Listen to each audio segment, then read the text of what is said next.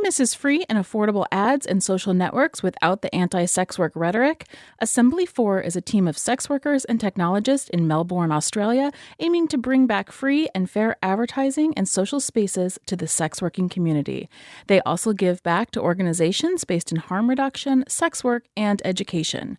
Stepping away from the clunky design of traditional platforms, their two products, Tryst.link and Switter.at, are refreshing and well-needed changes in both presentation and mission. Both are free to join and open to all. In the words of an A4 user, from the policies to the language to the advice and tips, it makes such a big difference to feel encouraged and supported instead of policed. Check out their website, assembly4.com, for the word and not the number, for more info.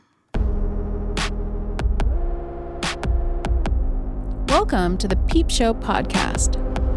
News and stories from the sex industry.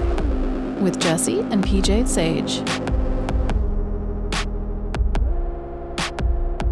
Welcome back to another episode of the Peep Show podcast. This week I have guest host Reese Piper with me, and we interview trans porn performer Dylan Thomas about his career as well as the implementation of biometric technology at Pornhub.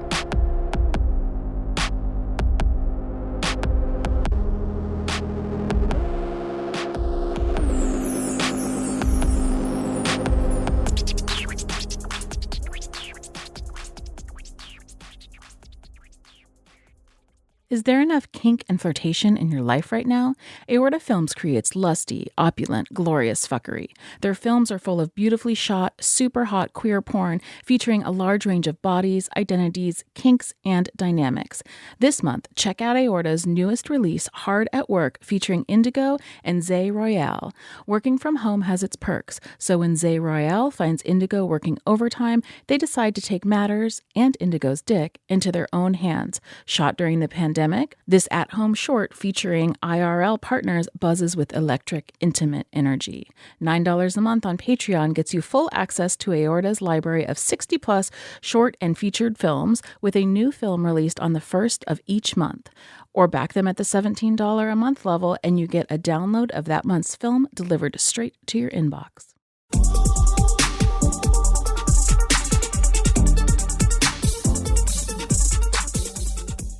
Welcome back to another episode of the Peep Show podcast. This is Jessie, and I have a guest host with me today, and it is Reese Piper. So, hi, Reese. Hi, how you doing? Good. Reese is actually in the office with me. Yeah, I came out here. We're quarantining together. I know, and I was so scared because she came down on Sunday, and I don't know, an hour or so before she got here, I was like, I have a sore throat. And then my son was like, I have a sore throat. And then the son that doesn't talk started crying. And I was like, oh my God, we're all sick.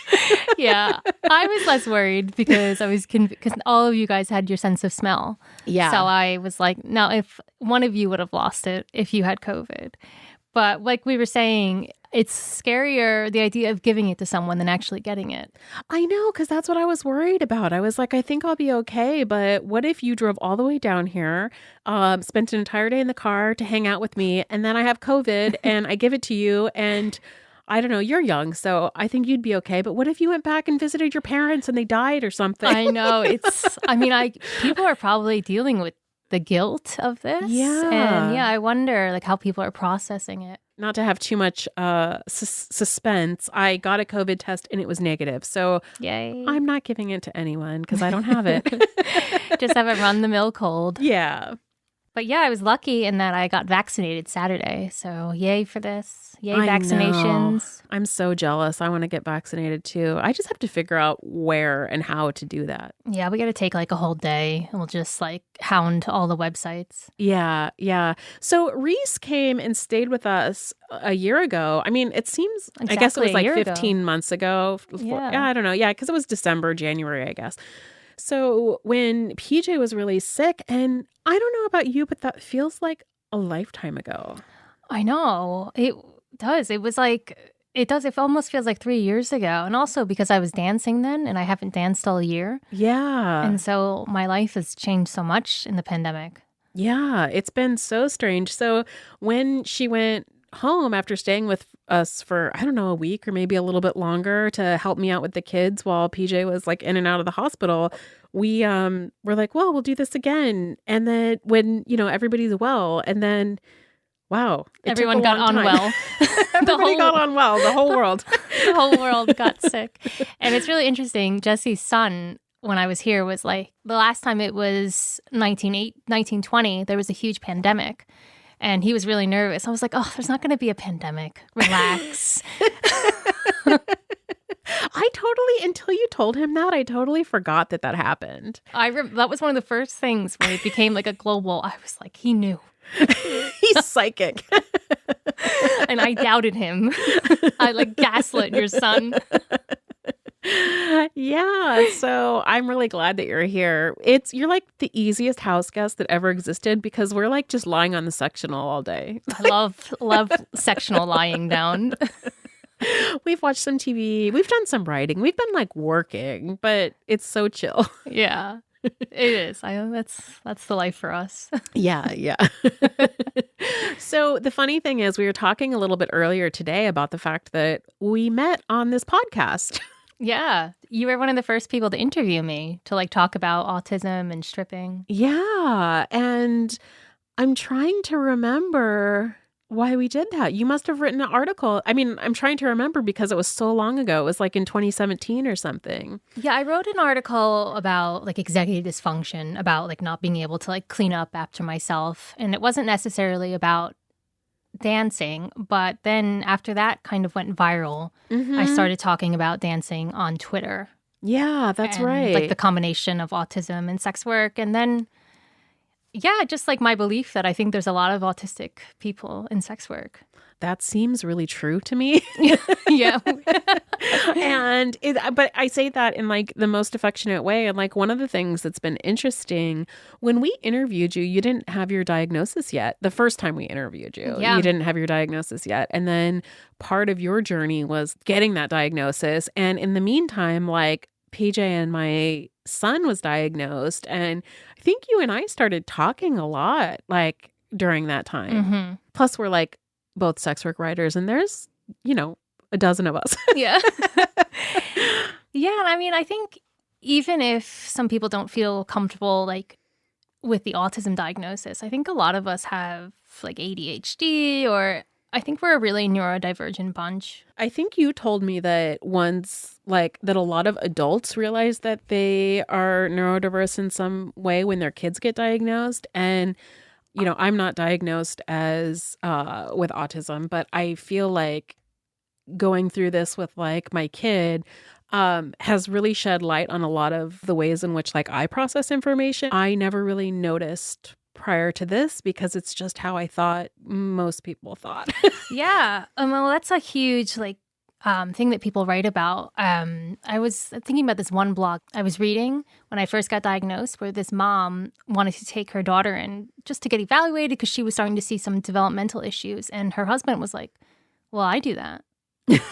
Yeah. He's like, well, that's just us. And she was like, well, yeah, because she's your daughter, but you both probably have this thing. Yeah. And I think that a lot of people feel that. Yeah. I mean, it's also can go into why people don't get diagnosed. Like for me, when I started bringing up issues to my mom, she's like, what do you mean? You're just like grandma. Like, why? It's just your genes. I'm like, yeah. Mm-hmm. I think the idea that autism can express differently in different people, I think it's coming to head. Like, I think we're starting to learn more about how, like, we can be really social or not, and we can live, like, different lives and also have children that, like, are more, like, represent what we think autistic people look like. So, we pass it down families. Yeah, that's been like a really interesting thing.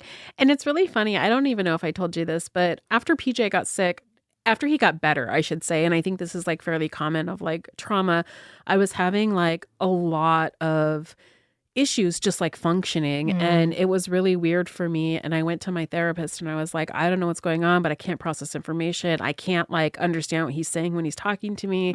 I can't write down appointments in my appointment book and have it be right. Like I was just really, really struggling. And I thought it was like PTSD related because it was really traumatic. I just, I don't know that everybody wants those details, but it was super traumatic. And And she's like, you should really go talk to a psychiatrist. And my therapist said that. And so I go and talk to a psychiatrist who puts me on medicine, which I thought was for like depression because I assumed I was depressed and that's why that was happening.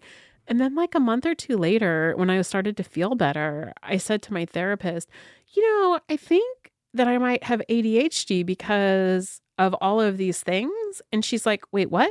And she said, that's why I sent you to the psychiatrist. And I was like, what? And then she's like, what did you go for? What did you tell them? And I was like, I don't know. I just told them what was going on. I didn't give them like a reason. I just said what was happening. And she's like, yeah, that's like the reason that I sent you there. And I was like, that's so funny.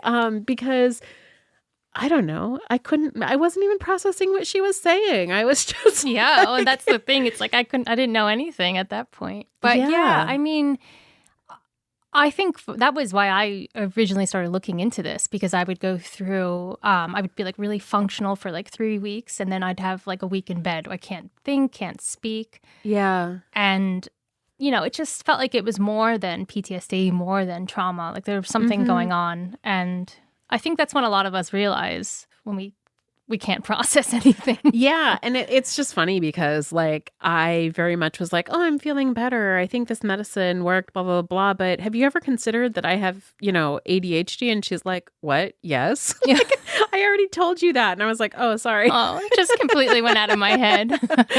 Well, whatever you did, it worked. Yeah. So I'm feeling better. But yeah, I mean, I think it's interesting because I'd never been, I'm in my 40s, but I've never been on any like meds before. And I realized like how much better I'm functioning. Yeah. And it kind of makes me wish that I started down this path a lot earlier.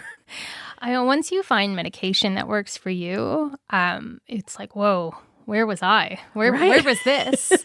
You get used to the way that you move through the world. Yeah, and you don't realize how much work it is until you have like a moment of reprieve. Yeah, I think that's right. I know people have really negative experiences with medication, but once you find the cocktail, it's great. Yeah, so anyways, that's a long and roundabout way of saying that, we met because we interviewed you on this podcast and then ended up like kind of weaving our lives together in a way, in this way.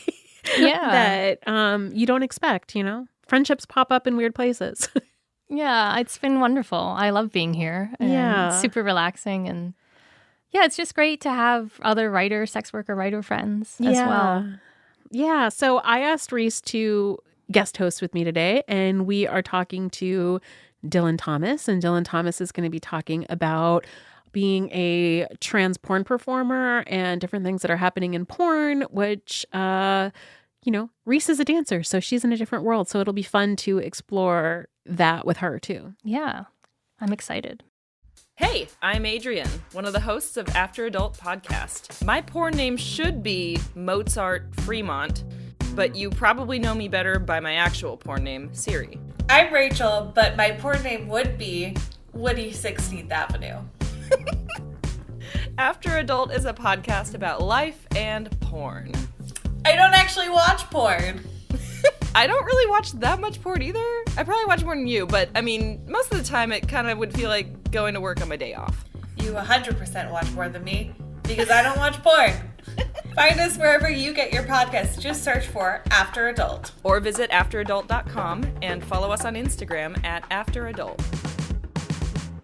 I have a lovely guest host with me today, Reese Piper. Hello. And we are interviewing Dylan Thomas. Hey there.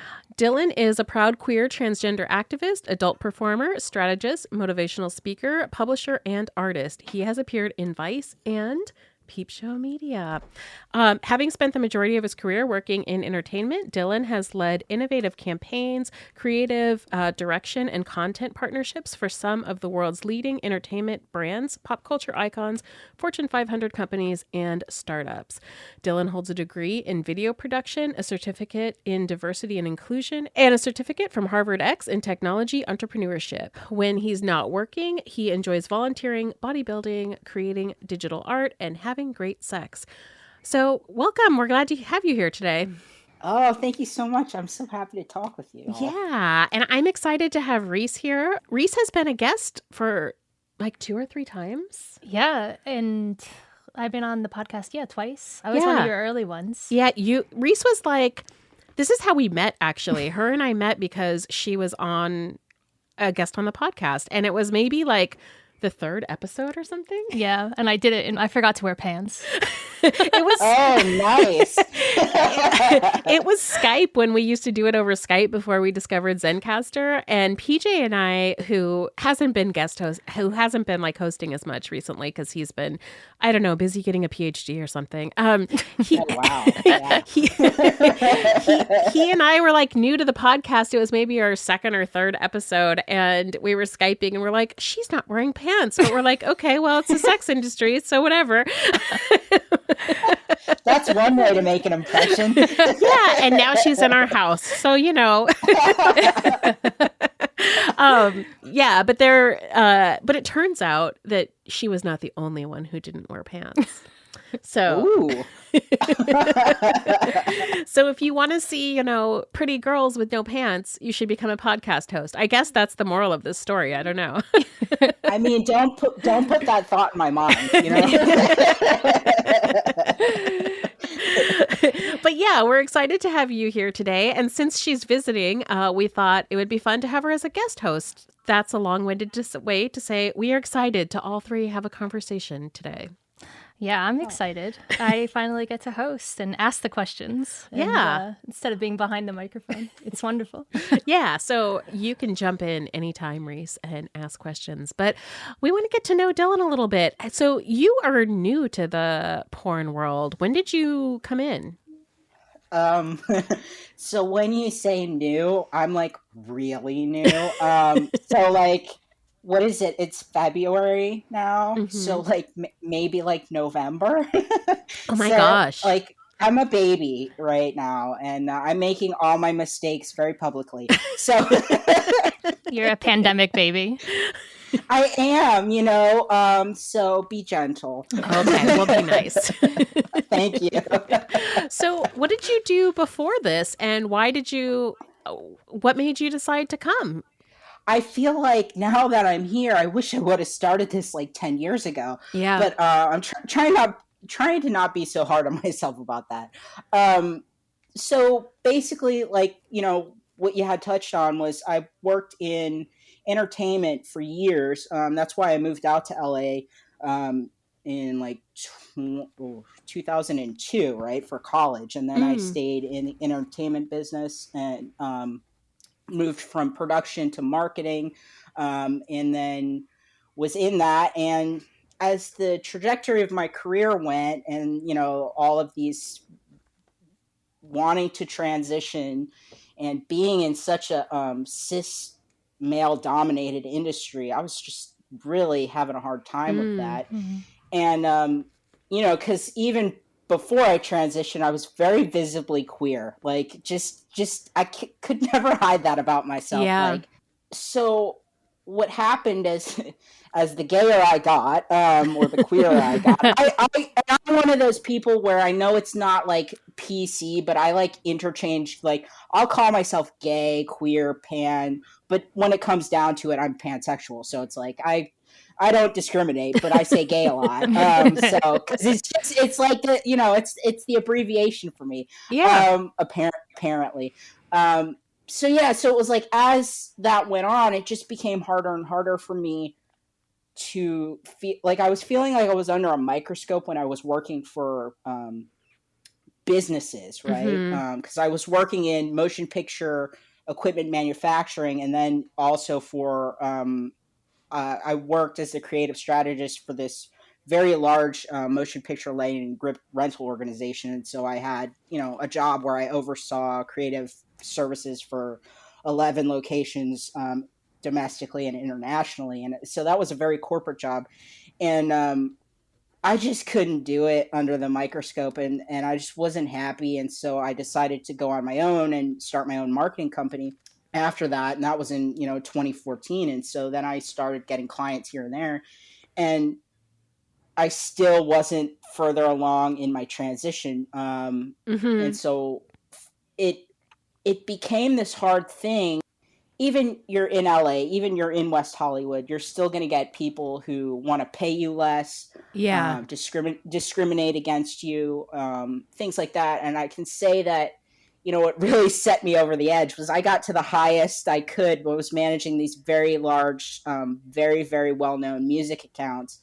And I was having to deal with some homophobic and transphobic comments directly on my work. And then, being the butt of a very big joke in a very straight office around people that I couldn't handle it. And I took the client for $20,000 less than I would have before. Wow, that's a lot. And I took it because the opportunities were very few and far between. And so to supplement my income, because I was living in a very expensive apartment at the time, I was actually on the weekends, I was cleaning floors at the gym. So that's the thing. Like, I'm a hustler, like 100%. Right. Yeah. So I like, and it's to the point of like survival mode, but doing it in this way of like I was working in an industry and I was getting fucked, but I wasn't having sex. You know what I mean? Like, yeah. So I really didn't like that. And so then the pandemic hit and I was like, oh, fuck, like, what am I going to do? And nobody's got budgets for any type of work like that they want to hire someone like me because they want to go with, all these other people. And I also had built up a personal brand at that time that was not it was sexually based, but it was like Instagram sexually based. So it was like doing underwear modeling and like,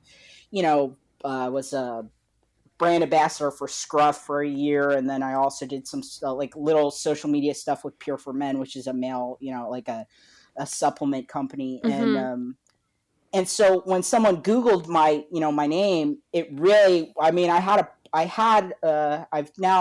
to build back my Instagram, but I had about 11,000 people follow me. So it was like, I couldn't get away from the very public trans presence that I had. So it was coming up in these ways, like even during the pandemic, I know that I'm going to get like shortchanged on jobs. And so I was able to pick up one gig with this luxury underwear company. And it was like, they paid me like 33 cents on the dollar for like what I would normally do the job.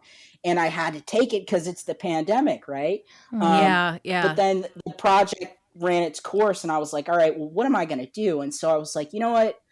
Got to lean into this. And, I'm in a really good, I'm in a really good mental place with my body, even though I'm not transitioned fully to where I want to be, that I feel like, you know what, I'm like, oh no, I'm confident. Like, I'm sexy. I look good. I feel like let's take this brand that I've built and let's just go all in. And, so when I decided to jump into porn, I was really like gung ho about it. And, and I'm still really gung ho about it, but I got pissed. Right. So I got so mad because I picked the worst time to start in porn.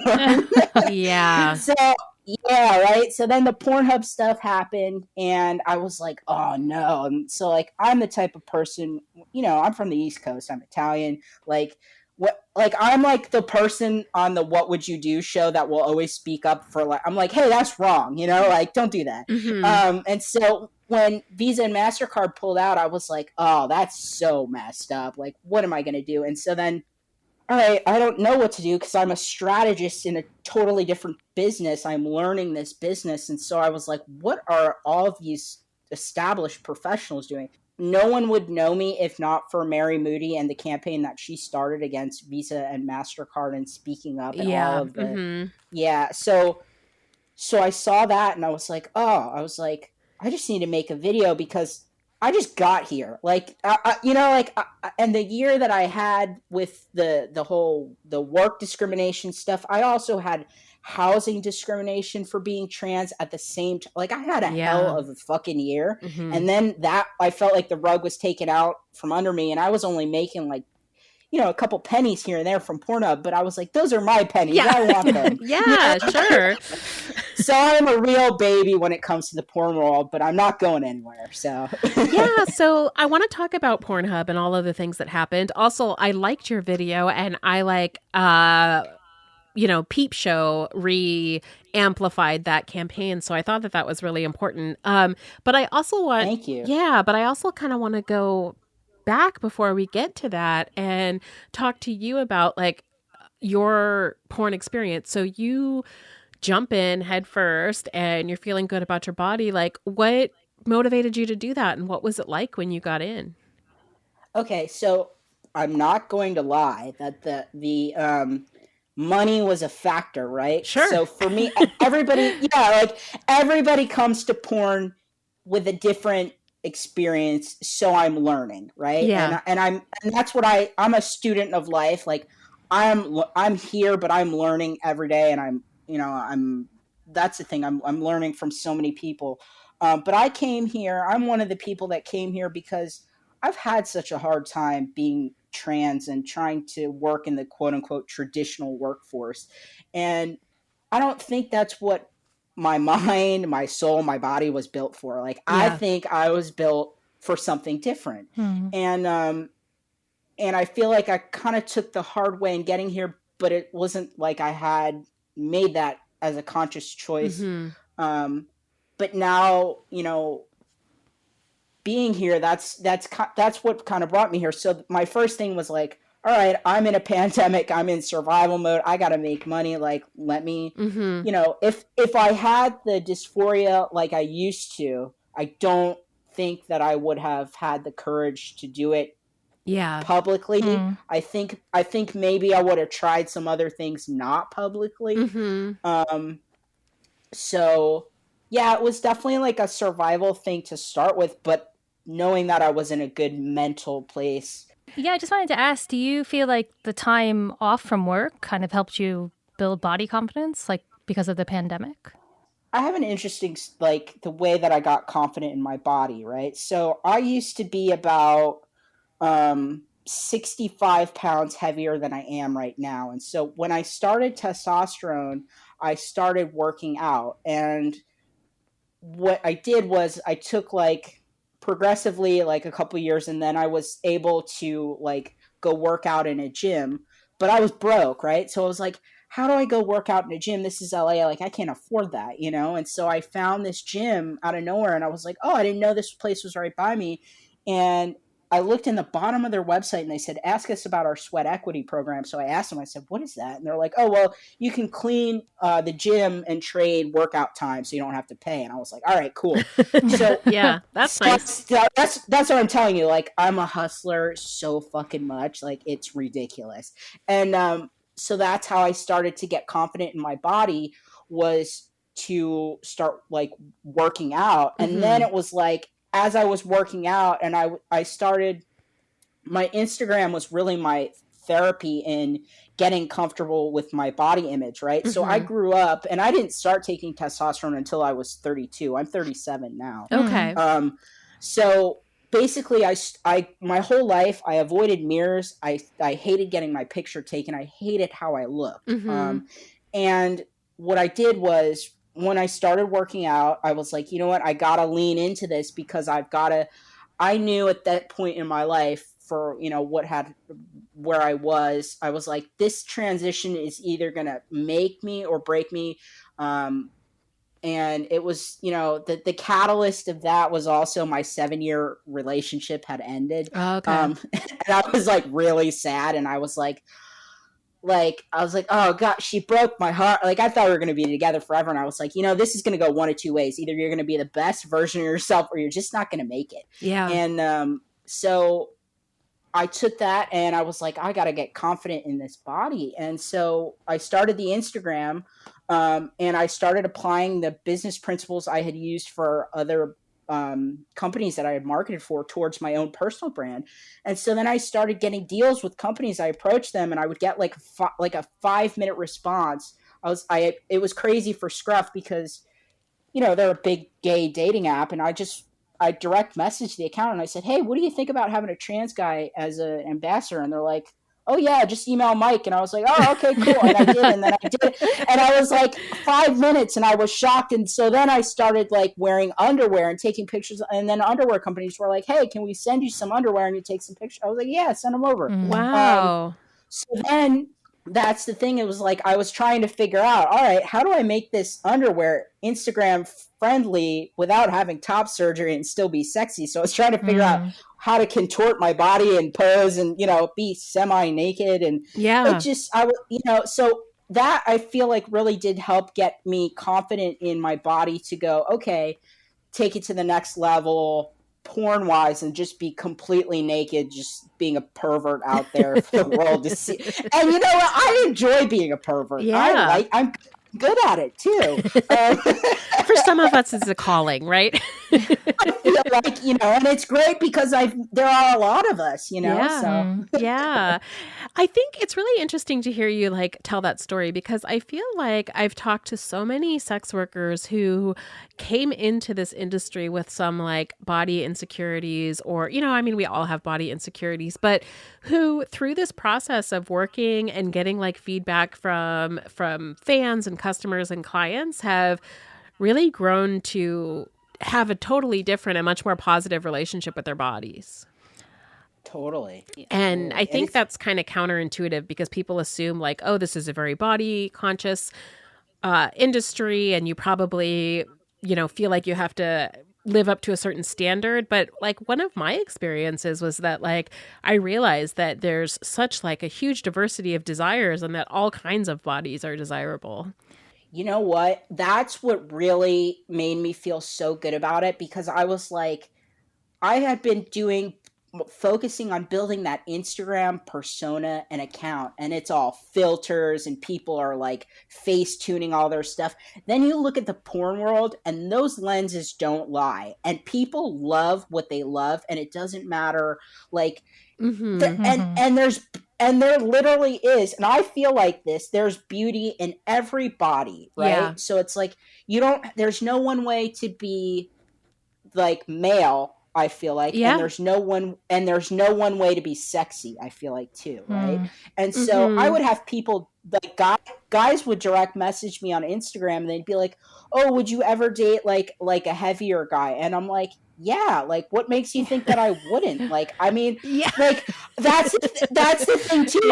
And that's why I feel like Instagram is so weird with the filters and stuff. Then you go to a place like Pornhub and like it's just reality and you're like, no, everybody's hot and sexy and fucking each other. Like, I love it. It's great, you know? So, yeah. I feel like I'm a lot more insecure now that I'm not stripping because I haven't worked since the pandemic. Oh, wow. That's really interesting. Yeah. And then the club, I mean, some clubs are strict on body image, but the majority of them, it's kind of like, you know, it's really diverse in what they accept. And you realize customers like all different types of bodies. But I'm not ashamed. I miss the validation. I miss like the attention and getting like, you know, direct money for your performance. That's got to be so cool. I've never done anything like that, but that's got to be a full on like rush. Just like because you're like instant, like the money is in your. I mean, well, it's probably not in your hand. It's probably like in your G-string or something. But it's on the body. I mean, I would love that. I'd be like, oh yeah, give me just. Make it rain, you know? Like, it's got to be so cool. Instant gratification. Hell yeah, that's super cool. Reese, do you think that you'll go back to it when the pandemic's over? Yeah, I definitely want to. I don't think I'll quit for another like 5 years, but I would like it to not be my primary source of income because it has been for the last 5 years. And so I'm kind of enjoying now that I'm on the government support, just having like, now that I'm just leeching off the government. But like New nice Yorkers to have a can. break. We don't have such great support in Pennsylvania. Yeah, New York. God bless New York. But yeah, I do miss it. It's been nice to have other source of income. Yeah. Mm-hmm. Yeah. So tell us a little bit about your, so you said that one of the things is that you don't have top surgery yet. Like, what's the response been to that? Have you found a lot of like support? Do you plan on getting top surgery, and how do you think that'll impact your fans that you have now? Well, you know, top surgery is the goal. And so I am crowdfunding for that, which is, it's also a terrible time to be doing that.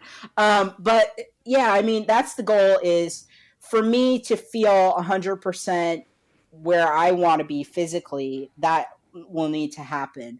And that's the thing, like, my body right now, to a lot of people, it's a spectacle, right? And so that's how I've had to look at this and be super confident in myself, because, like, I'm just a dude that's, like, under construction right now. But what I can, and so that's the thing, what I have to say to myself. And there's no one way to be a dude, right? Because there are other trans men who don't ever plan on having top surgery, and more power to them. That's just not, for me personally, that's not how I want to be.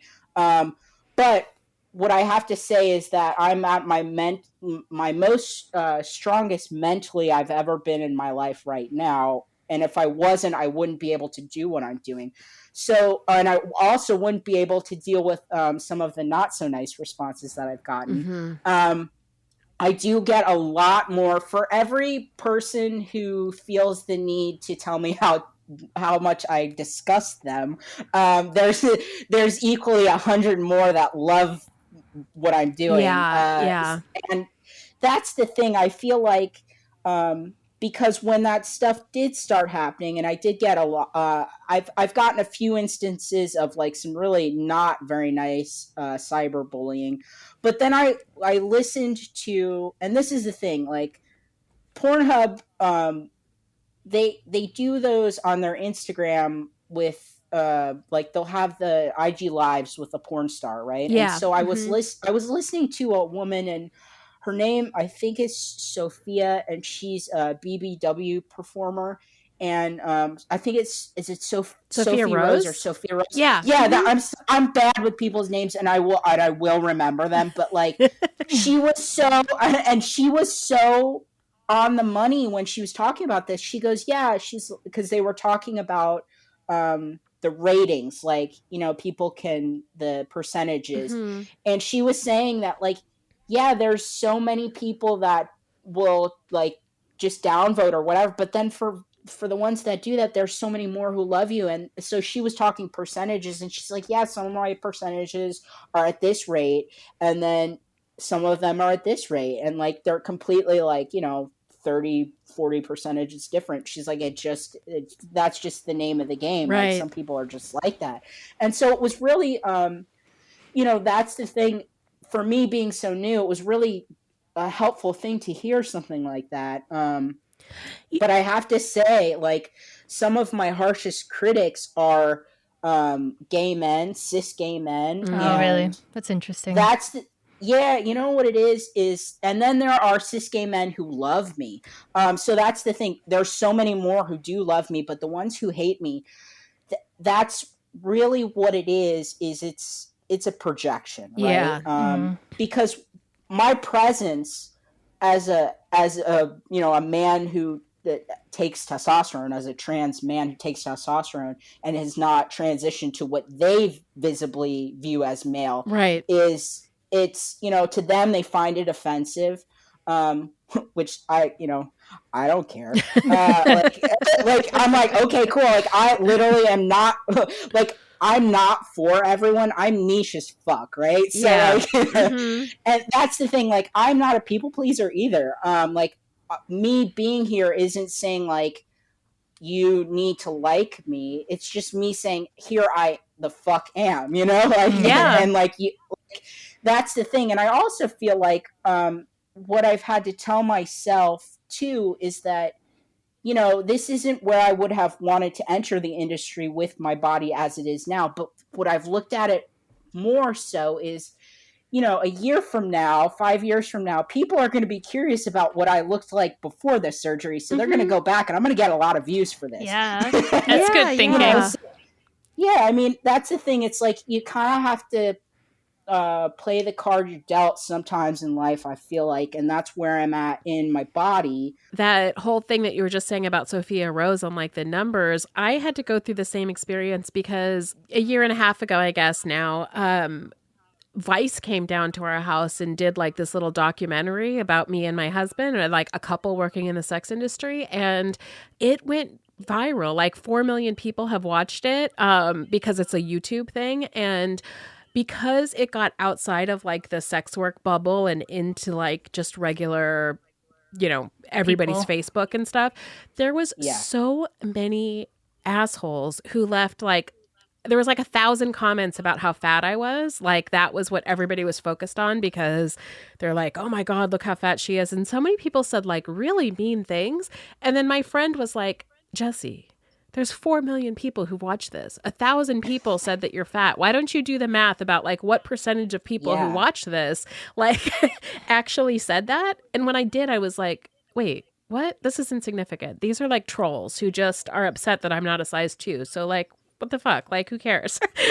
It's when in your mind you're like, oh no, like there's only such a little bit of them that say it, and then like there's so many more people out there that just love love your body just how it is. And I realized like, wait, these are just people who are trying to be mean because they have nothing better to do, and the only thing they could think to say is like, oh, she's fat. Yeah, and a lot of times they're attracted to you. Yeah. And they feel it's like in themselves. Right. Oh, yeah. I relate to that 100% because that's the thing. I can relate it to the gay men. Like, if their first view of me is that they don't realize that I'm trans, like maybe they haven't seen me with my shirt off yet, or maybe I'm doing a strip or whatever. And then it's like when they realize it, they have that panic, right? Mm-hmm. And so that's when the viciousness comes out, right? Because initially they were attracted, and then they were like, oh no, wait a minute, I can't be attracted to this, like, whatever. And I think that's because that makes me like a bisexual, because in their mind, in their mind, and then in their mind they're thinking, like, it's so funny how. And it's again, we're focusing on like what you were saying, the small percentage, because for the vast majority, like I get a lot of really nice comments from people, a lot of nice direct messages and things like that. But what I can say is like, it makes me sad that people are so hurt in themselves that they have to like go ahead and say that, because it's like, if they're seeing you and PJ as like a happy couple in porn, like living your best life, they're just jealous because they can't, that's what that is. Right. I think that's true. Or they are attracted to me and they're like, oh shit, but I thought I was supposed to be attracted to somebody else. Like I have this idea in my head. And what if people realize it's a head game, and I think it's it's ridiculous. But I also had to be like, wait, what percentage of these people are saying this? Because because it's easy to focus like, oh my God, this many people don't like me. And then you're like, well, but who cares? Yeah. And that's the thing too. And it's like, because I don't know, like everybody's personality is different, right? But for me, I like focused on it for like maybe like 5 minutes, and I was like that, and I was like, that really hurt my feelings for 5 minutes, and I was like, okay, and then I wrote back, and I was like, you know what? I was like, number one, that wasn't very polite, and I was like, and number two, I'm not here for your validation person on the internet that won't even put their face picture up. Like, I hope he is out there. Like, you can't even put your face out there. Like, I don't care what you think. Yeah. Do you think corporate life prepared you well for this? I feel like in terms of getting fucked, for sure. Well, you know what? It's like, no, because I feel like when I was in the corporate world, if I was on the hormones that I'm on now, like those people would be terrified of me.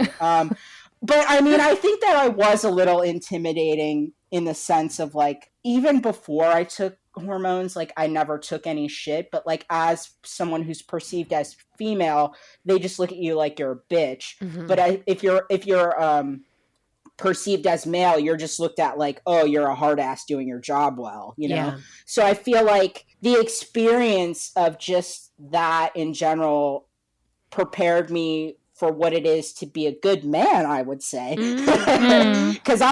Because I don't want to be like any of those corporate men. You know what I mean? So it served its purpose in that way, I think. So I'm interested to hear what you have to say about like the changes on testosterone, because you say like you would have been, you know, different. Like, what have you noticed about personality shifts, like, since you've been on testosterone? I literally don't give a fuck with people. Like, I'm just like, I used to like, that's the thing. It's like, I heard the best way this has ever been put to me was by a trans woman. And she goes, you know, because she takes estrogen and now I take testosterone.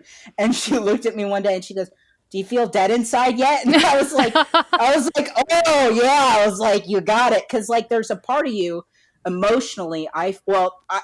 This is, again, I can only speak for myself. So I have to watch it with how I phrase things.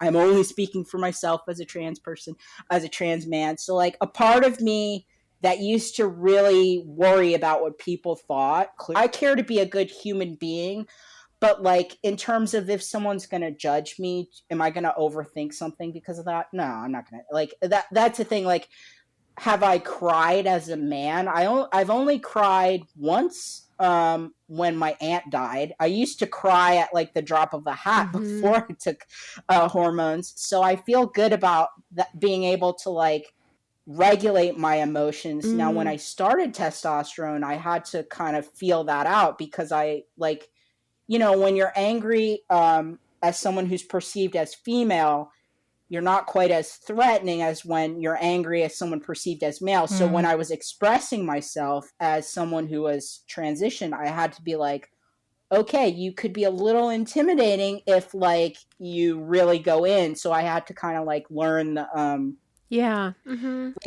like counting to myself. That's the thing. I had to be like, okay, 1, don't get pissed off. 2, don't get pissed off. 3, okay, you're pissed off, but now you have to like kind of like use your words. Like, it's, you know, like, that's the thing.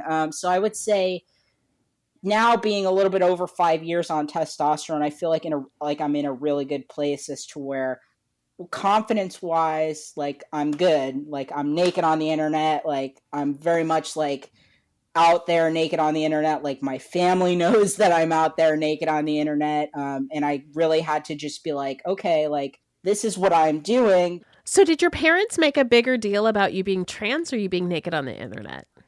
They actually didn't make a big deal about either one. Wow. And the reason, well, you know, I had to, like, this is the thing about being a strategist, is I really had to think about how I was going to phrase this with them, because our family and me personally, you know, if we didn't go through a lot of the things that we went through, they probably wouldn't have been as the way that they were. But in terms of telling them that I'm doing porn, and I had to tell them because I started getting really hardcore cyberbullied by someone that I knew that I used to be friends with when I started when I started porn. Like, she would not, and it got to the point of like where it was getting scary, and I was like, this is not okay, you know? And so I told my dad, I said, you know, I'm feeling really good about my body, and I've not been making money, so I started working at porn. And I said, and I just want to let you know that, like, I'm getting a lot of hatred for it. And I said, but you know what? I don't feel like I want to kill myself, which is something that I lived with for a very long time that my parents never knew about. And in our family, unfortunately, we did lose somebody to that in the last couple of years. So when I told my dad this, it hit him differently. Yeah. Because he's like, you know, I'm really glad that you're able to be vulnerable and tell me that, like, you used to feel like that and now you don't feel like that. Yeah. And so if we didn't go through a lot, there wouldn't be a lot of understanding. And I feel like with a lot of people who maybe haven't experienced some of the things that I have, they're quick to judge. But that's the thing. It's like they can judge me, but I'm so much stronger than any words that can be thrown at me. Yeah. So,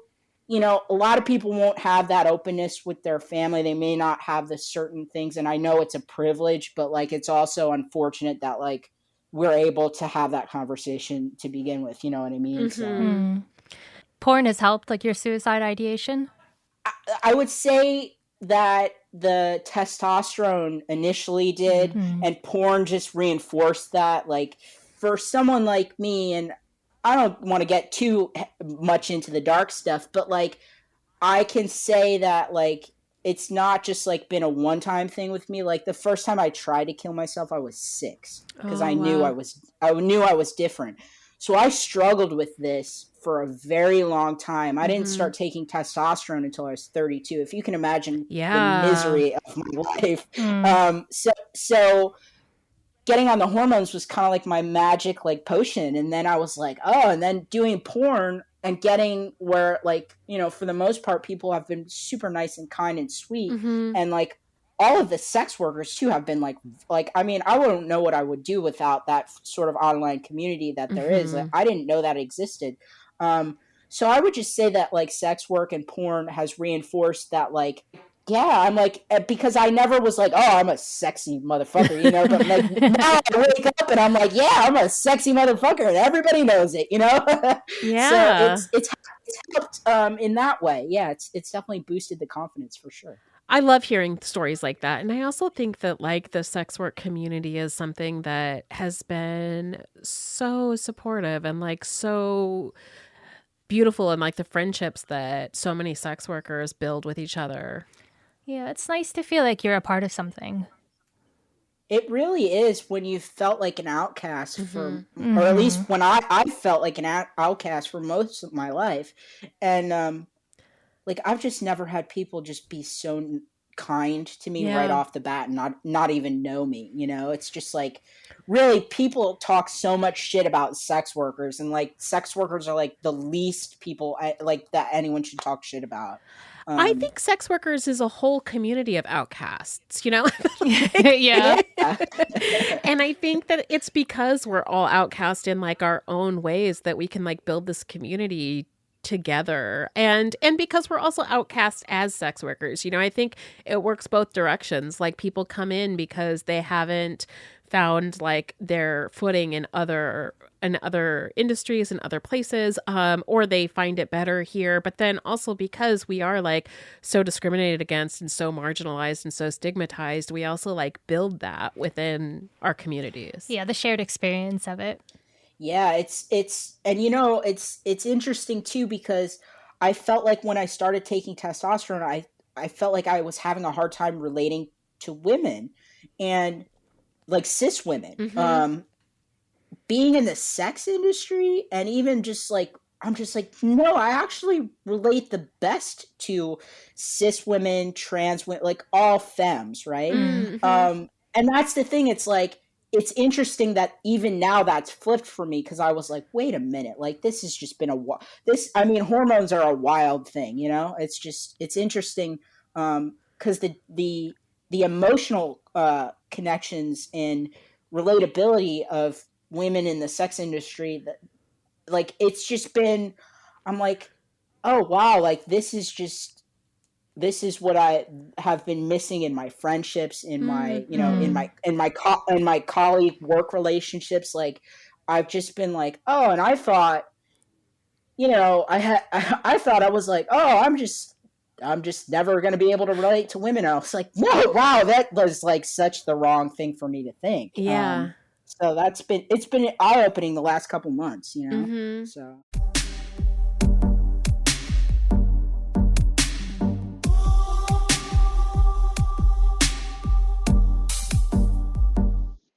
Hello, this is Chelsea Poe from TroubledFilms.com.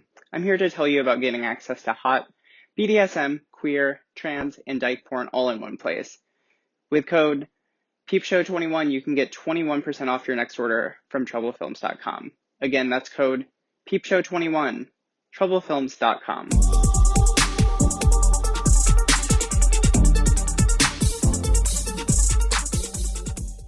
The first thing that happened is that Nick Kristof wrote a terrible op-ed in the New York Times that pressured Visa and MasterCard to pull out of Pornhub. And then Visa, MasterCard pulled out of Pornhub, and then Pornhub shut down the Model Hub's accounts. And then sex workers who were making money on Pornhub couldn't make money on Pornhub anymore. And like 80% of all the content on Pornhub got pulled down because they decided that only verified users could post content, which interestingly, is what sex workers had been asking and saying for a long time when they were caught up in all kinds of like piracy issues. So then, and this is where like you came in and how you ended up in Vice, is that they instituted a new program, and the new program is meant to safeguard verification processes, but it's like through biometric data. And I'll let you pick up there, Dylan. Okay. So, yes. 100% Those are very yes broad brushstrokes. Yes. I came into this around like November, right? So I'm making my little pennies or whatever. And one day my pennies stopped coming in, and I said, "Hey, where are my pennies? This isn't right." I was like, "Give me those pennies. I want them." And I'm like, "What's going on here?" And so I hear about this article, and I'm like, "Oh, fuck." Like, all right, well, and so then I'm like, okay, maybe this will be a temporary thing. And then I was like, the more I'm learning, because I'm new to all this, I'm like, oh no, this is like not okay. And that's my personality, right? It's like I get pissed, and then I get pissed for 5 minutes, and then I go, okay, what am I gonna do to help this situation? And I was like, all right. And so I saw what Mary Moody was doing with the making videos, and I was like, all right, this is your moment. Make your video and just say your piece. And, I didn't expect for what to happen. And so then everybody started seeing my video, right? And I was like, all right. So then I'm following what is going on with Visa, MasterCard. And then I'm hearing, okay, they're going to implement this biometric data verification system. And as a trans person, we don't fit into biometrics. Like, think about, like, my experience, I can say for someone who's not trans, is like, okay, let me make it as visually example as possible, right? So I, as a trans man who's not had top surgery, walk through the TSA body scanner. Right. I always set off the fucking scanner because I have the chest that I have. They pull me aside because I don't fit their biometrics because their system. Yeah, so their system is saying, no, you're not male. And I'm like, yes, I am. Yeah. And so if you're using biometrics as a verification system for someone who's trans, right? Like, trans is a spectrum too. So there's not going to be people who transition any one way. There's all different levels of transitions. We are all beautiful trans people. But when you try to put us into biometrics, we are going to flag that system constantly. So what does Pornhub have to do when they're pushed into a corner? Well, they have to appease Visa and MasterCard because they're as powerful as they are. So they go, all right, we're scrambling, so we're going to go with, this sounds good. They're pushed into a corner, so they're going with a company. I'm going to not say names just so that I don't get sued. But they're choosing to go with a company and that does biometric verification systems. So I'm like, and I should just interject and say that they're doing this because they're trying to make sure that anyone who uploads any content is uploading, first of all, their own content and that they're of age. Totally. And I'm 100% in like verification, like age, like 100% for what's right and people consenting to the yeah. We don't, like, one instance of that bullshit was too much. It should have never happened. Right. And it's because they didn't listen to the sex workers to begin with. Right. Sex workers are not for child porn. And I think that that's like something that shouldn't have to be said, but there we go. Can I ask a question? So, like, when I signed up for camming, I just had to send, like, how I verified myself. I sent, like, a photo, my face next to my ID. Yeah. How is this, like, this biometrics different? Like, what extra are they doing? So that's the thing, right? We're creating these systems that are a solution to a problem that doesn't exist in my mind. Because in my mind, documentation, this is where it comes to the gray area of trans people, right? So sometimes our documentation doesn't match our photos don't match our documents. Mm-hmm. And there's actually a different route that you can take that doesn't introduce biometric technology in that. there's actually software that you can white label that I actually worked on that would fix this verification problem. I did mention that in one of my Vice quotes, and I said very publicly, I said, hey, Pornhub, you should really consider consulting with some of us who have intersectional backgrounds as both being trans and in the technology world to build your verification system for you and manage it for you. Mm-hmm. But I guess that nobody heard that. So what I did was I found out who the company was, and I messaged them on Twitter, and I said, hey, so great to hear that you're going to be working with Pornhub. Would love to learn more about your technology and your R&D behind it. So because the first thing I said, I responded to an XBiz article, and I said, biometric technology is concerning. And so then they actually tweeted me back, and they said, oh, well, and I said, as a trans person, this is concerning. And they said, oh, well, we've partnered with this charity in the UK. It's a trans-based charity.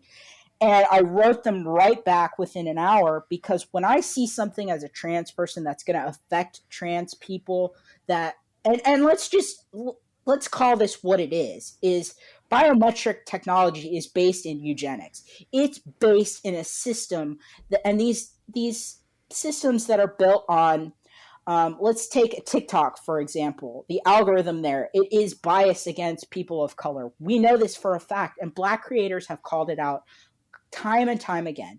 So when you are implementing technology that is based on artificial intelligence, on just face value on these systems, that is, again, all of this stuff is coded by primarily white, cisgender, heterosexual males, right? So there is an implicit there's bias in there.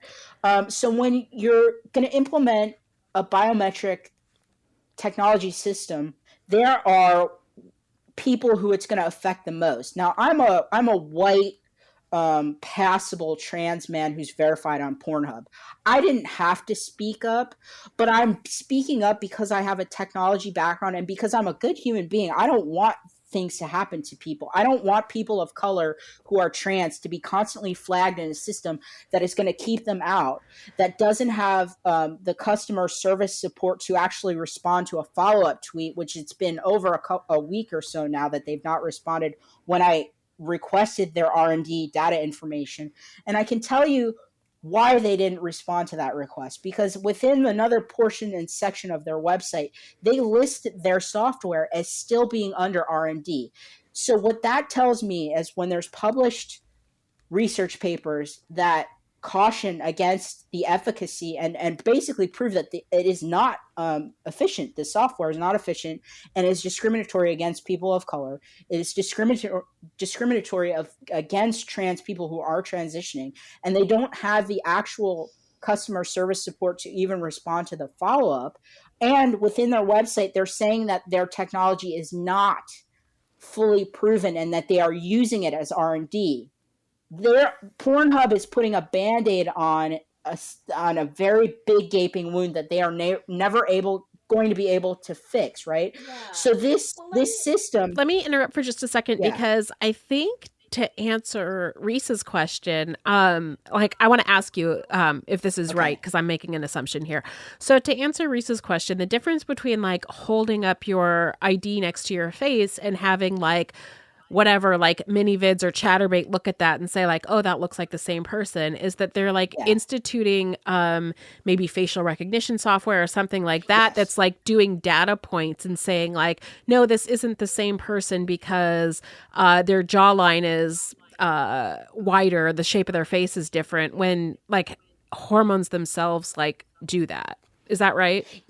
Yeah. Basically what they're doing is they're implementing a system that doesn't work with trans bodies or all trans bodies or all identities, right? Yeah. So it's facial recognition and it's scanning, but they also have an age scan system. And so what they're saying is from their data points of facial recognition that they're also going to be able to read what age you are. Now, let me tell you, as a trans man who has had testosterone, I read for younger than what my age is. So the system, number one, for trans men is probably not going to be as accurate for that. But also, it's not been 100% built. So what you're doing essentially versus a ManyVids or whatever is you're saying, our technology is like you're kind of putting it on autopilot versus having a team of people who are saying, okay, rather than having a dedicated team of like trans sex workers who should be running this, because if it's for us, it should be run by us. Right? Yeah. Mm-hmm. So, and that's the thing. It's going to hurt trans people of color the most. Mm-hmm. What really is going to make that system efficient and, there's going to be no margin for error is if it's managed by humans. Right. Mm-hmm. Because the technology is not efficient. Now, here's the thing.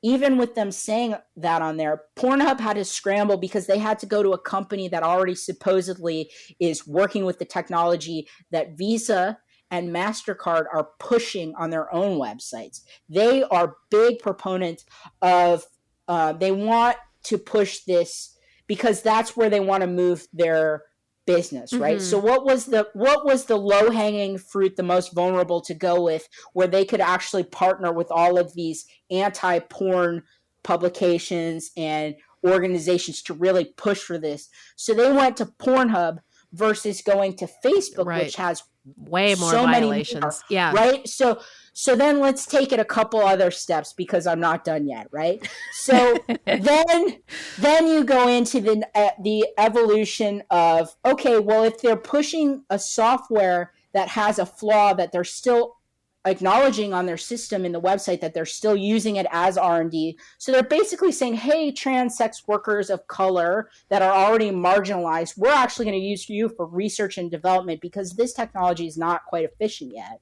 So here's the thing. Then if you read CNN the other day, now with the new thing in biometric technology is they're saying that, if they do a vein scan. Oh, I saw that on your Twitter. Oh, I was pissed, So they're saying, if we do a vein scan, it's 99% effective.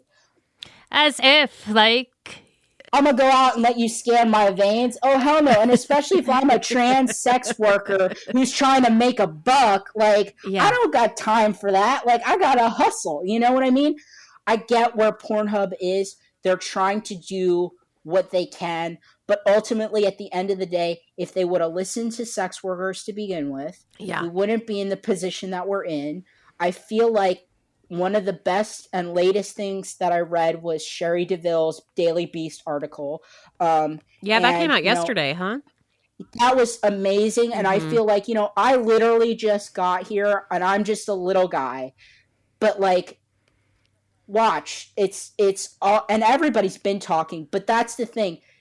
Yeah, I mean, I think that was like a really good overview of what's going on and how this is impacting everybody. And I think it's worth noting that 2 years ago in 2018, everybody was talking about FOSTA SESTA, and which, is still impacting all of us. But I think that one of the things that we were trying to make really clear is that one of the main organizations that pushed FOSTA SESTA was a rebranding of morality in the media from the 80s, which was an anti-porn movement. So even though they rebranded to anti-trafficking and, let's cut down on child trafficking and sex trafficking. Actually, at its root, it was an anti-porn movement. And, when FOSTA SESTA happened, I think that a lot of people who are working in sex work were right to point out that, after they win this victory, they're going after porn and trying to make all forms of sex work illegal. And, my position is that every form of sex work should be decriminalized. But I think that we are seeing this huge movement to criminalize all forms of sex work.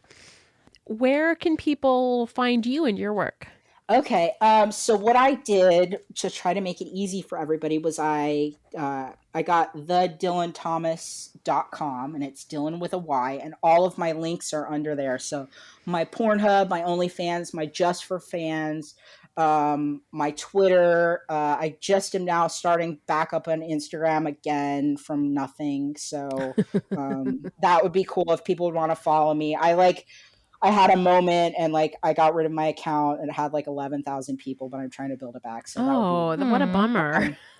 Yeah, but it's life ebbs and flows. So it's if anybody wants to catch up with me, the Dylan Thomas Dylan.com, Dylan with a Y, and that would be really cool. Thank you so much for having me. It was great to talk to you. What about you, Reese? Where can people find your writing and your stuff?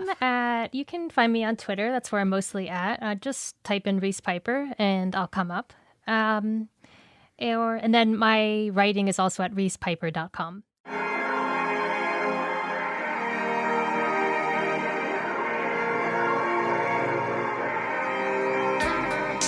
Thank you for joining us for yet another episode of the Peep Show podcast.